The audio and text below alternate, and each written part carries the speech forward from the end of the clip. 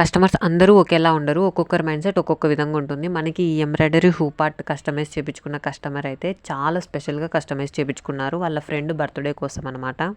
April 21 birthday. మనకి ఉగాది రోజు ఎగ్జాక్ట్‌గా ఆర్డర్ ప్లేస్ చేశారు. 1 వీక్ కల్లా ఆర్డర్ డెలివరీ చేశాము. రెఫరెన్స్ పిక్ ఏమీ పెట్టలేదు. ఎలా వేయాలనేసి చెప్పిందనమాట తను.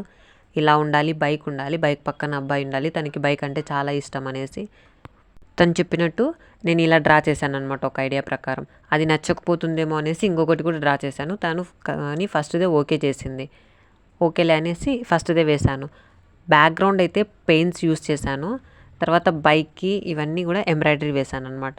ఎప్పుడు నేను సైడ్‌కి వేసే ఫ్లవర్స్‌ని ఈసారి కింద వేశాను. కొంచెం యూనిక్‌గా ఉండాలని. తను యూనిక్‌గా అడిగింది కాబట్టి యూనిక్‌గా వేశాను. ఒరిజినల్ నేమ్ అయితే సందీప్. బట్ తను సన్నీ రాయమనింది. కస్టమర్ ఎలా కస్టమైజ్ చేపించుకుంటే మనం అలా కస్టమైజ్ చేస్తాము. హ్యాంగింగ్స్‌కి 2 లేయర్స్ 2 కలర్స్ యూజ్ చేశాను. కలర్ బీడ్స్ యూజ్ చేశాను. ఈ ఎంబ్రాయిడరీ హూప్ ఆర్ట్ మొత్తం అయిపోయిన తర్వాత తనకి ఫోటో పెట్టాను. ఫోటో పెట్టిన 10 మినిట్స్‌కి రిప్లై ఇచ్చి ఫోన్‌పే వేసిందనమాట అమౌంట్. అందుకే కస్టమర్స్ అందరూ ఒకేలా ఉండరనింది. డెలివరీ అయిన తర్వాత వేసేవాళ్ళున్నారు. ఎంబ్రాయిడరీ హూప్ ఆర్ట్ అయిపోయిన తర్వాత కూడా వేసేవాళ్ళున్నారు. ఒక్కొక్కరి మైండ్ సెట్ ఒక్కొక్కలా ఉంటుంది. అసలైన ఘట్టం ప్యాకింగ్‌లో ఉంటుందన్నమాట. మనం ఎంత నీట్‌గా ప్యాకింగ్ చేస్తే కస్టమర్ అంత హ్యాపీగా ఫీల్ అవుతారు. తను ఉండేది బెంగుళూరు అనమాట. అందుకే నేను గిఫ్ట్ కవర్ కూడా వేసి పెట్టాను. ఎందుకంటే వస్తూనే తన ఫ్రెండ్‌కి గిఫ్ట్ ఇవ్వచ్చని. Ram creations we create and you